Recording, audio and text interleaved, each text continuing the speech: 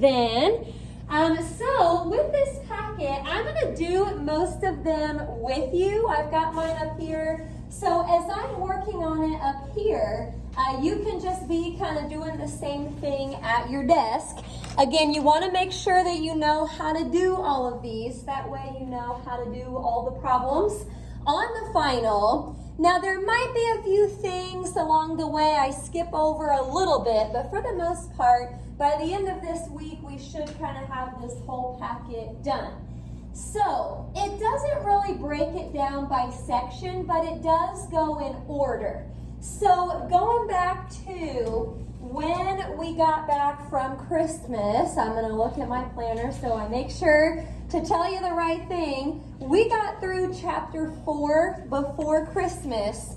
So this right here basically starts with 5:1.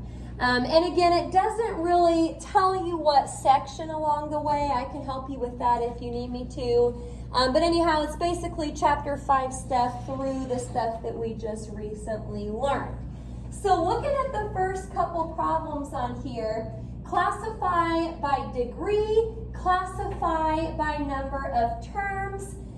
There's actually, I'm just going to kind of write this out to the side here. There's a couple of tables from 5:1, I think it was, where there was all kind of ways to classify it by degree and number of terms.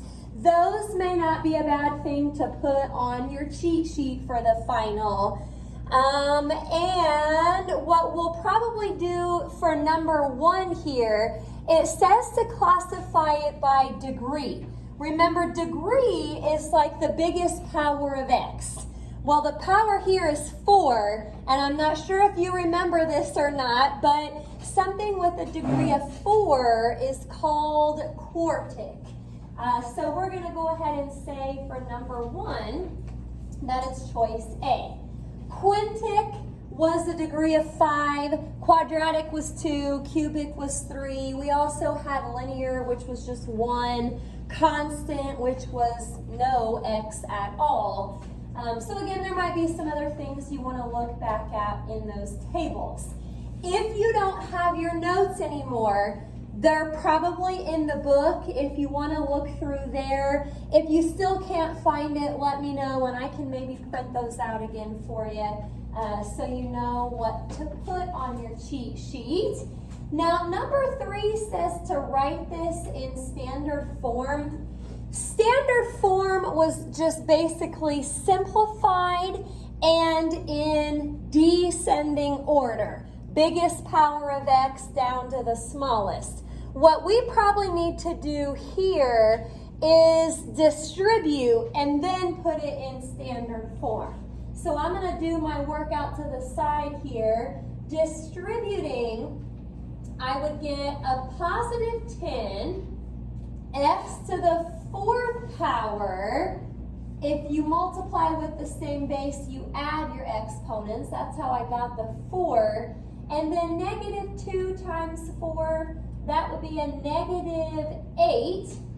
Okie dokie. And what is this? A 3 plus a 2, that would be x to the 5th. Just realized I skipped number 2, but I'll come back to that one. So if you put it in descending order here, biggest power of x would be the negative 8x to the 5th, and then a plus 10x to the 4th. So B for number 3, standard form.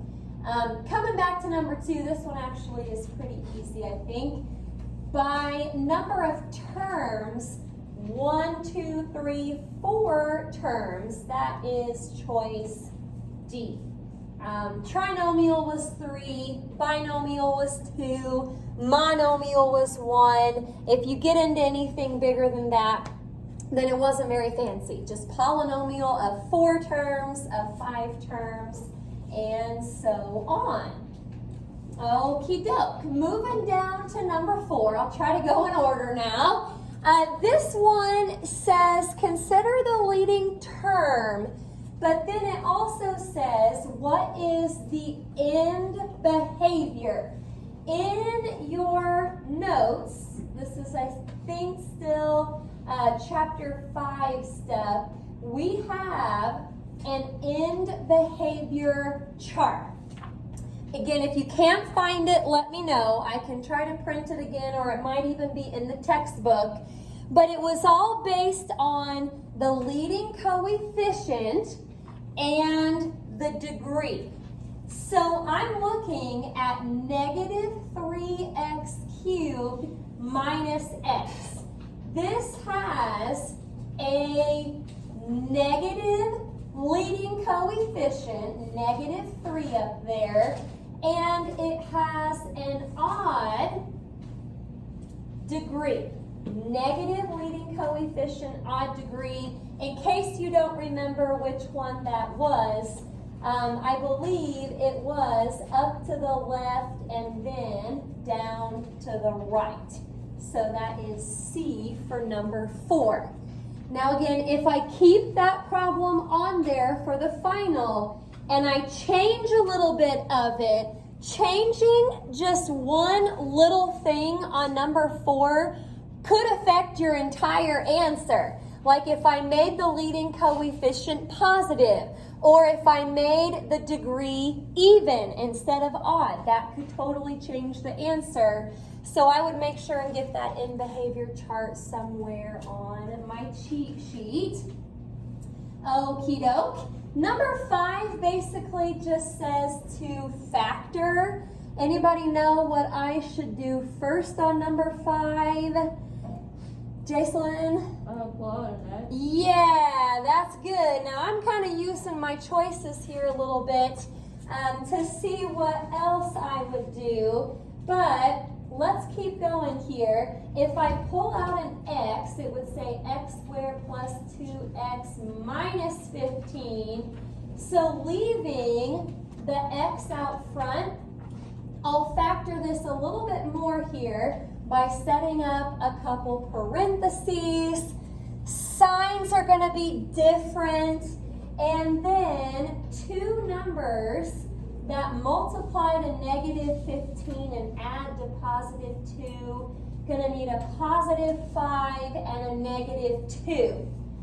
Now, choice B actually has the x minus 2 and then the x plus 5, but that's fine. You can switch that order around and it still works.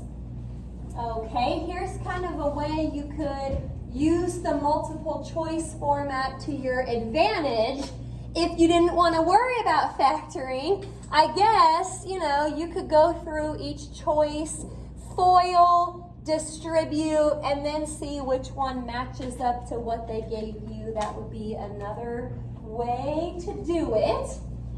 Okie dokie. If I get to anything that you have a question about, make sure to ask. Just throw a hand up. Sometimes on review days, I just kind of go. So let me know if there's something you aren't quite sure about. Last one on this front page here, it says, what is a cubic polynomial function in standard form with the zeros, -4, -5, +4? I'm going to get you guys started with this one so that maybe you can finish it here in a little bit. I may not do the whole thing with you, but basically you want to work backwards in this problem.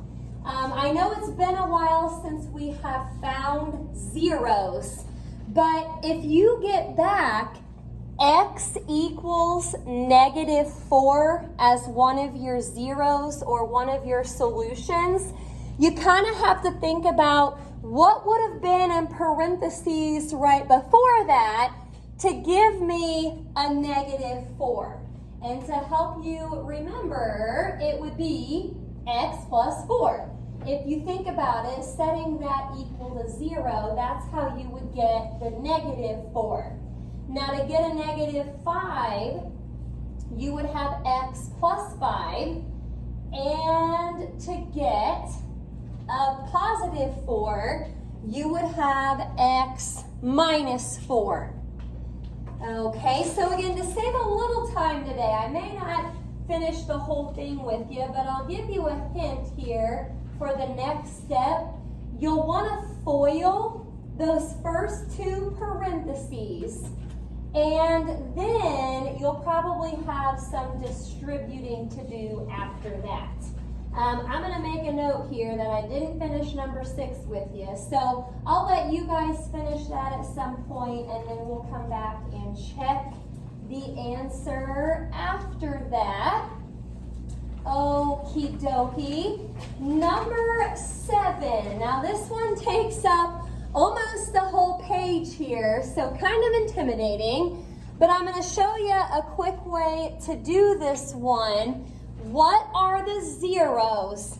And then you're supposed to graph.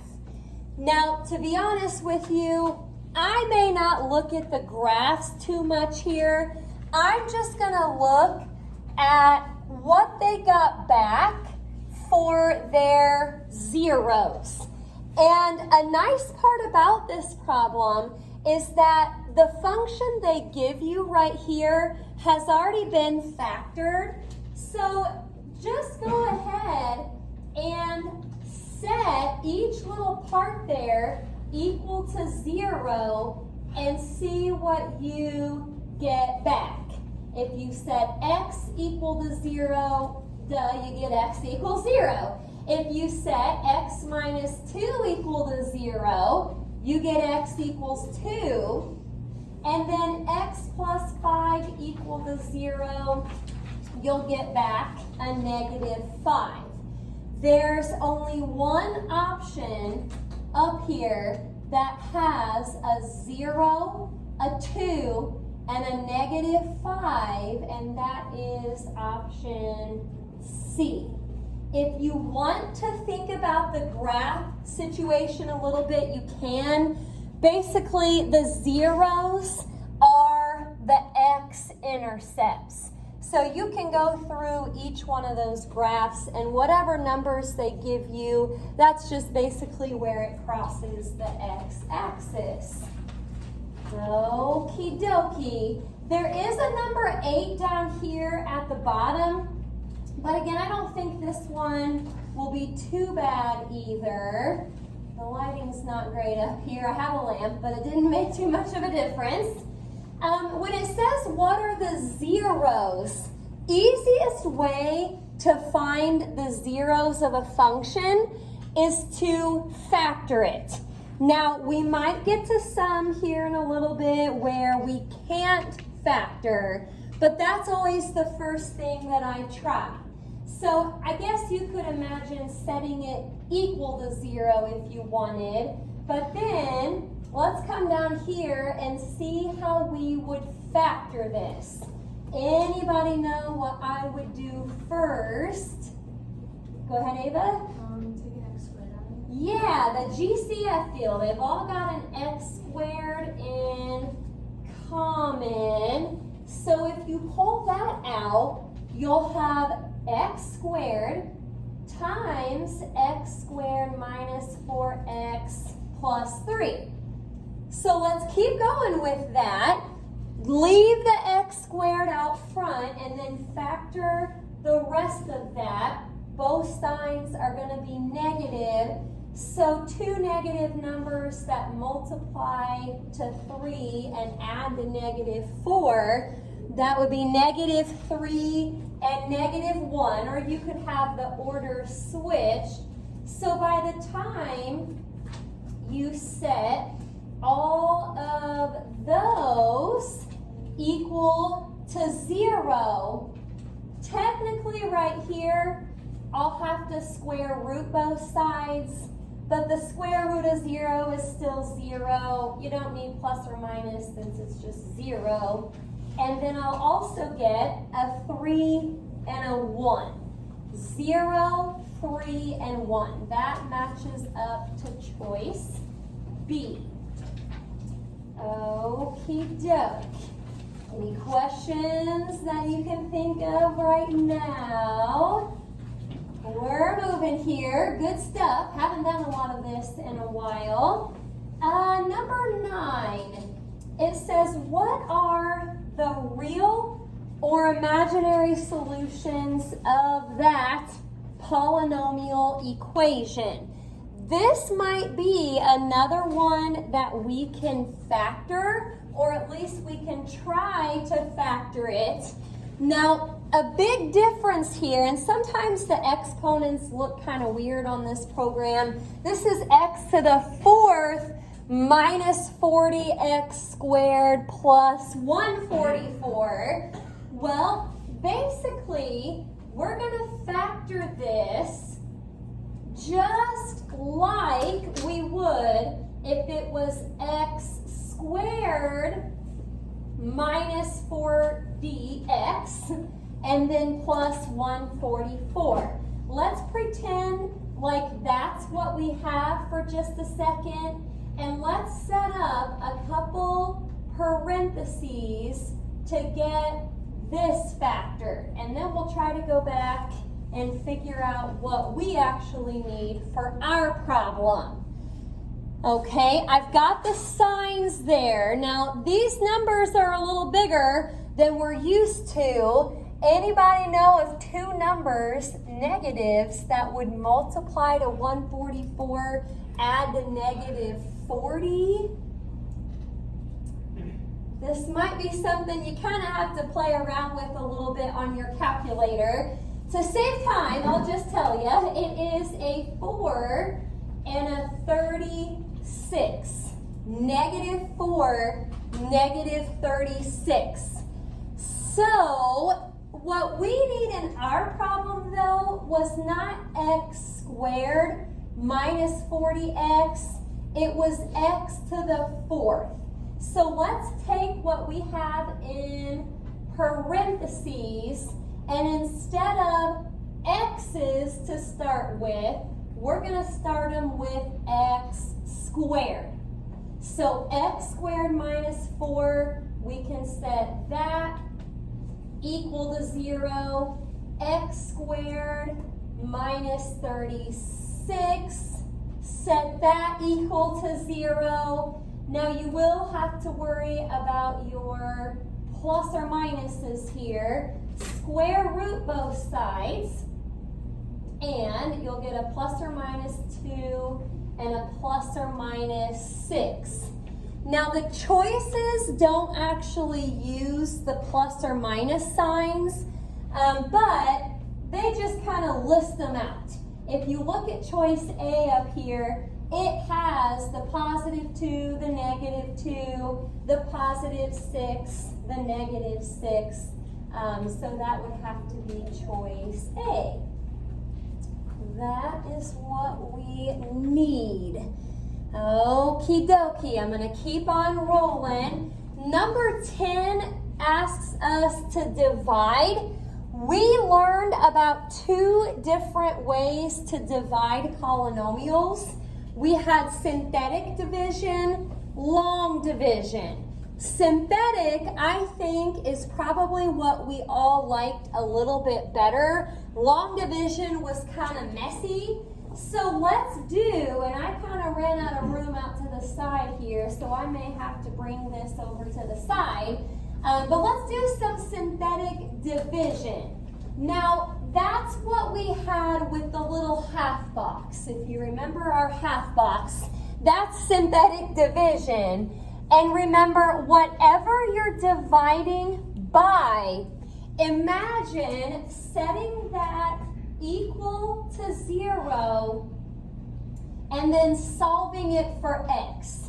If you had x plus 4 equal to 0, subtract 4 and you get negative 4, that's the number that I'm going to put in my half box. I'm kind of doing this next to number 11, but this is the work for number 10. Now, after the half box, you write out all of your coefficients. So 1, not negative 2. Sorry, looking at the wrong problem. That's a 4.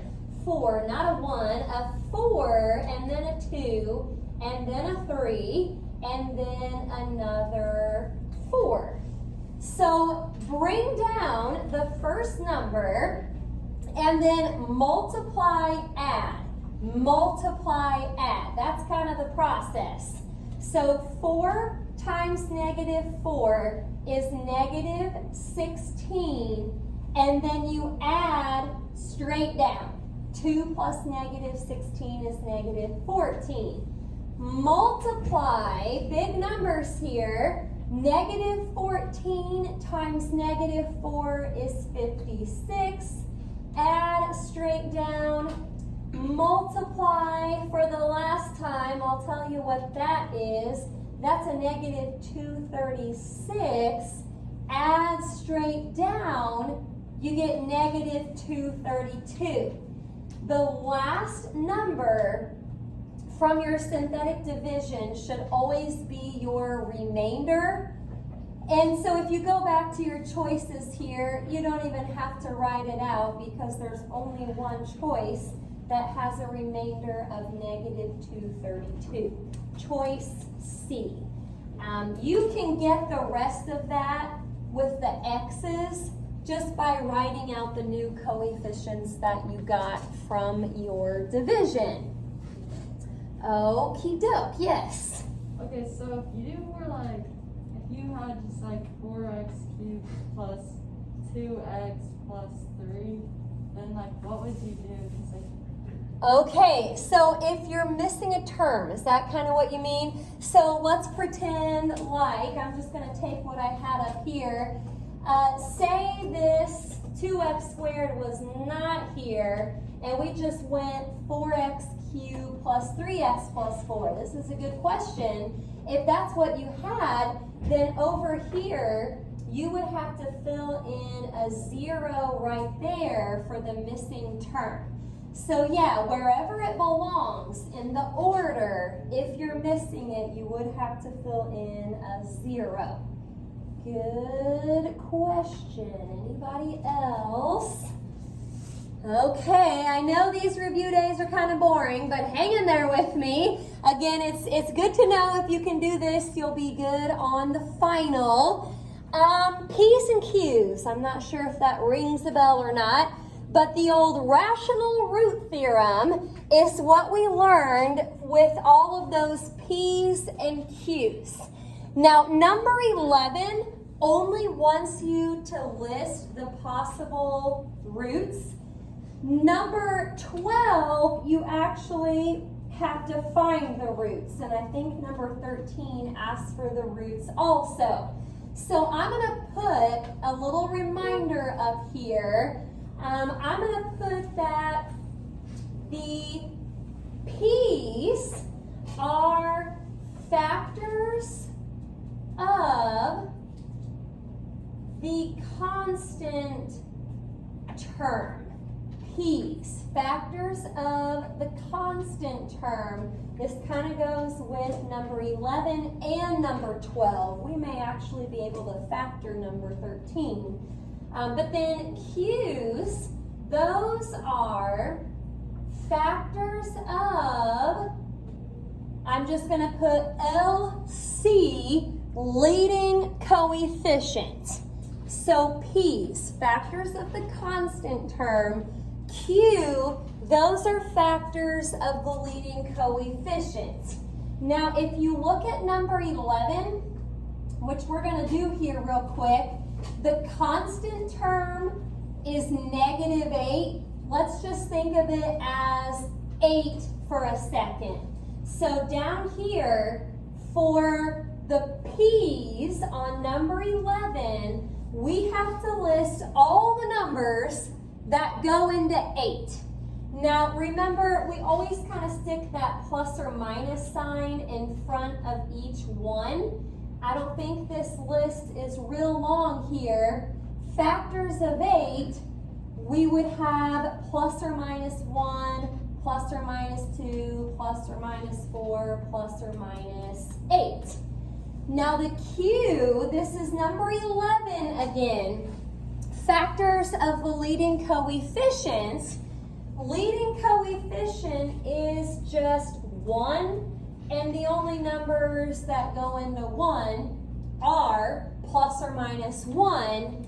So by the time you put all the P's over the Q's, remember if Q only had 1, the P over Q's just turn back into the list you had for P. So basically on this problem, number 11, we need to find a choice that has all of these numbers, positive 1, negative 1, positive 2, negative 2, 4, and 8 is looking like choice B. Okie doke. Now number 12 is one that I may leave for you guys. Go ahead, question.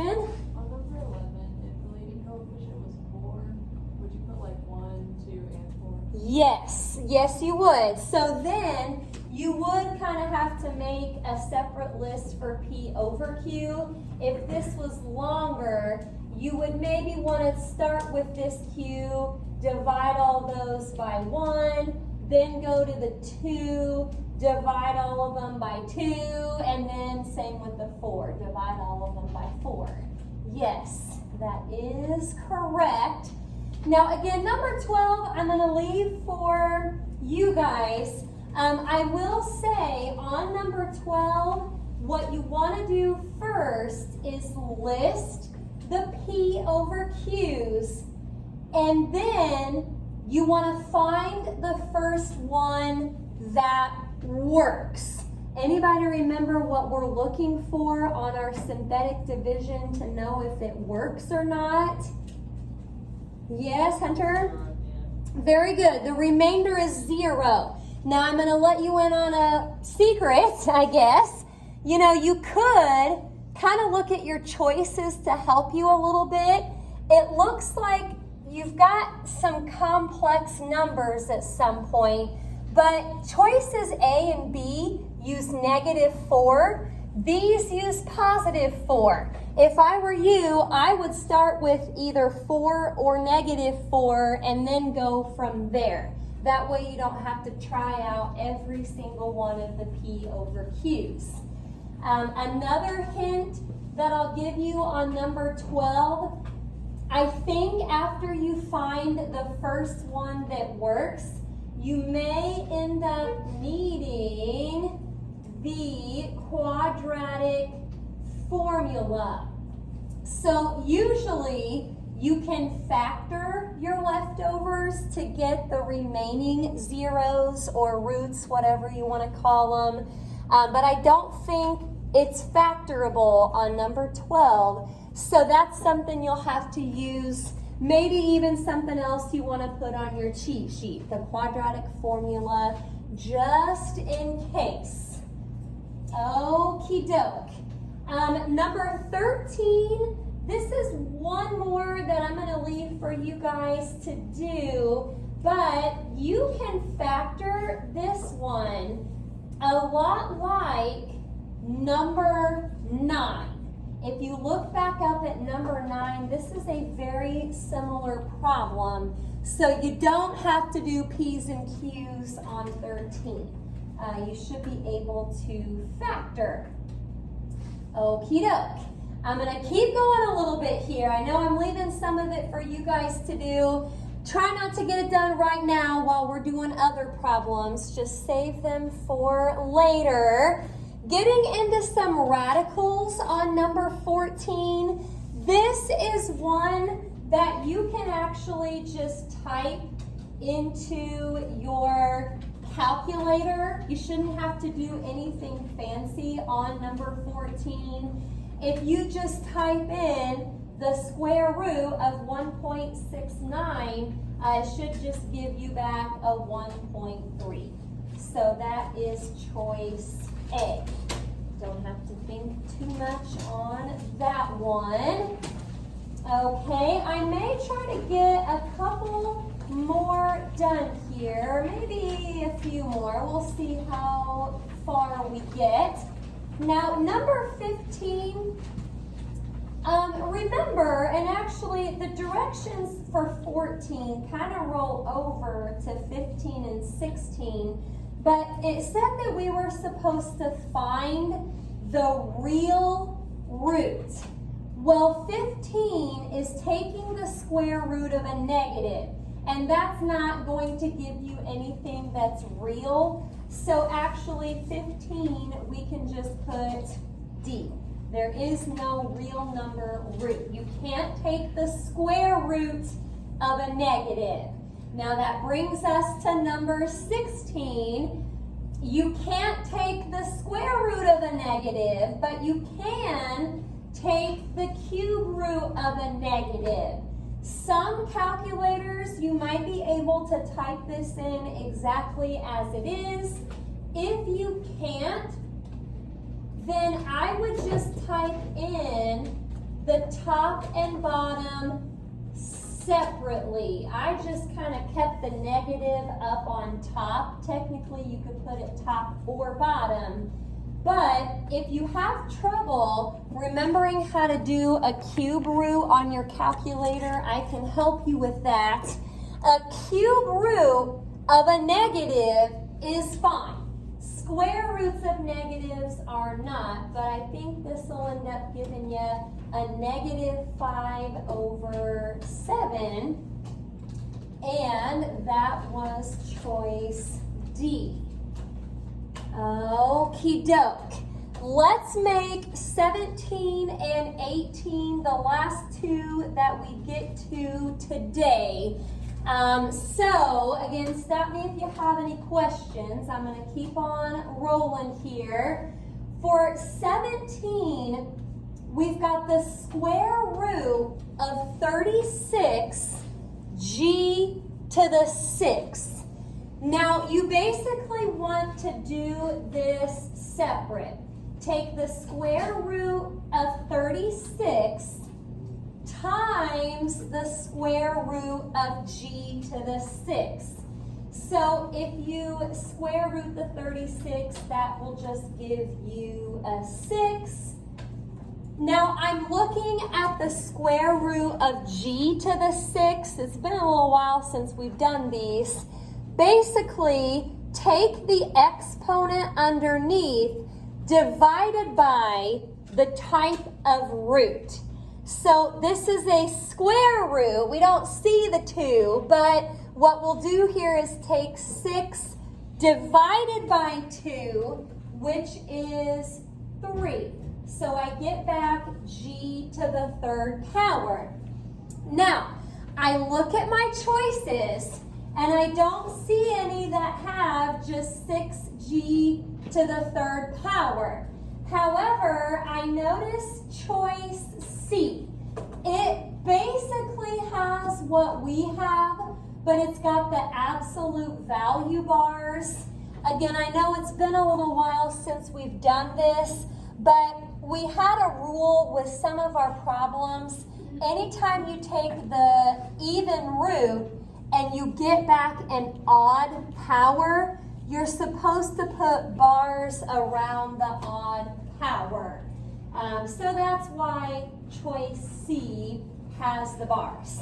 Again, if you take an even root and you get back an odd power, that's when you'll need those bars. Okie doke. I'm looking at 18. This will be our last one here. And I don't think this one will be too bad.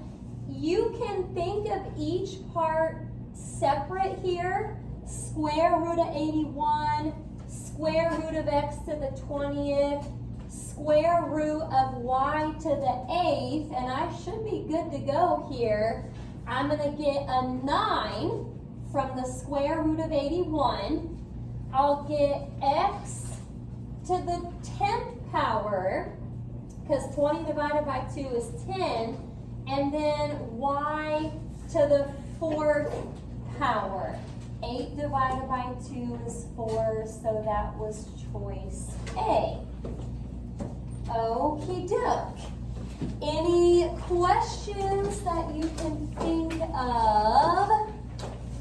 Correct me if I'm wrong, but I think I left you number 6, number 12, and number 13 to finish up for tomorrow. So, I don't usually give points for the review packets not really like a homework type of grade or anything like that, but as I explained earlier, it's so much like the final that you would be in bad shape if you didn't do it.